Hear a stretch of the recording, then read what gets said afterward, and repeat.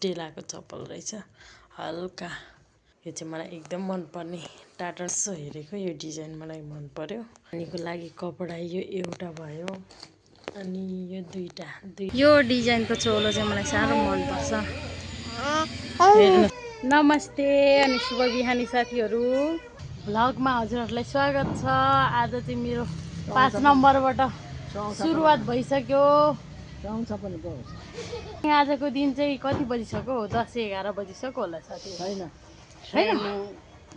हाम्रो निनी साईले चाहिँ बिजोग भएर सक्नुभयो अनि म चाहिँ दिएमासँग एकछिन बजार जानु पर्यो भनेर तयार भएको। आजको दिन के कस्तो हुन्छ हजुरहरूले युट्युबको टाइटल अनि थम्बनेल हेरेर पनि थाहा पाइसक्नुहुन्छ। यतातिर चाहिँ हाम्रो देवाको माथिल्लो तलामा ट्रस लाउने काम हुँदैछ साथीहरू, अनि काम गर्नु हुँदैछ। मेरो छोराहरू चाहिँ यस्तो तरिकाले बसिरहेको छ। हाम्रो निनीको फुलहरू चाहिँ जतिखेर हेर उतिखेरै राम्रो लाग्छ हौ मलाई। तयारी भइसक्यो साथीहरू, कस्तो देखेको छ मलाई एकचोटि हेरेर भनिदिनु होला साथीहरू। देमा र म चाहिँ लाग्यौँ अब बजारतिर साथी पनि लिएर। हाम्रो देमा चाहिँ चिटिक्क परेर आज त राम्री भएर हिँड्नु हुँदैछ। यो डिजाइनको चोलो चाहिँ मलाई साह्रो मनपर्छ।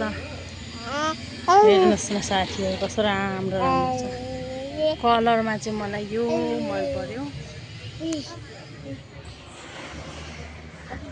हाम्रो देमाले चाहिँ कपडा छानेकै हुनुहुन्छ। नानी र मेरो चाहिँ यस्तो छ हालत। यसले मलाई बस्नै दिएको छैन साथीहरू। यहाँ पनि रहेछ कपडा यस्तो दामी दामी। दालको आइटमहरू साथीहरू, दाल मात्रै भयो। यो मकै, चनाहरू, मसला, चामलको आइटम, फिलिङ्गे, तोरी, आलस, सिलतिल, सिलाम, बदाम। अनि हामी चाहिँ यस्तो साथीहरू, नानी यहाँनिर मान्दै छैन, ल्याङ गर्दैछ साथीहरू। हामीले जरी यहाँनिर बसिरहेको, देमालाई पर्खिँदै गरेको साथीहरू। देमा सामान किन्नु जानुभएको छ अनि म चाहिँ नानीसँग सेल खाँदै बसिरहेको। भोक लाग्यो साथीहरू, 12 बजिसक्यो। देमा कतै जानुभयो थाहा छैन। छोरी चाहिँ यसरी खेल्दैछ, सेल खाँदै खेतबारी खाँदै साथीहरू, गफ गर्दै मान्छे हेर्दै खाँदै बसिरहेको साथीहरू। बजार पुगेर आइयो, 2 बजी भयो साथीहरू। अब चाहिँ भात खाने हामी।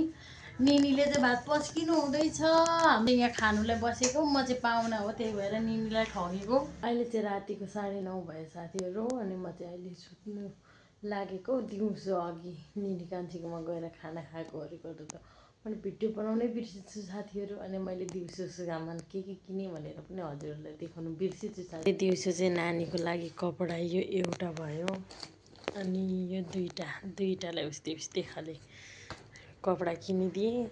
अनि छोरीलाई चाहिँ यो रङको कपडा किनिदिएँ, यो भित्रबाट लाउने बाहिरबाट लाउने सबै खाले सजिलोको लागि।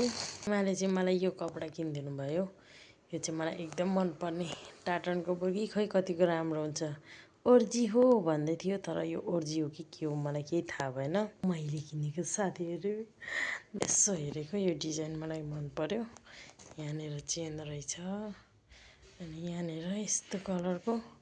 यो चाहिँ हल्का सुरुवाल, साह्रै बाक्लो पनि छैन साह्रै पातलो पनि छैन, ठिक्कको यस्तो चिप्लोवाला रहेछ। यो चाहिँ बर्खामा पनि लाउनु मिल्छ भनेर किनेको साथीहरू। यो चप्पल पनि मैले किनेको यो स्टेलाको चप्पल रहेछ हल्का, यसो लाइन सजिलो लाग्यो अनि मैले यो पनि किनेँ साथीहरू।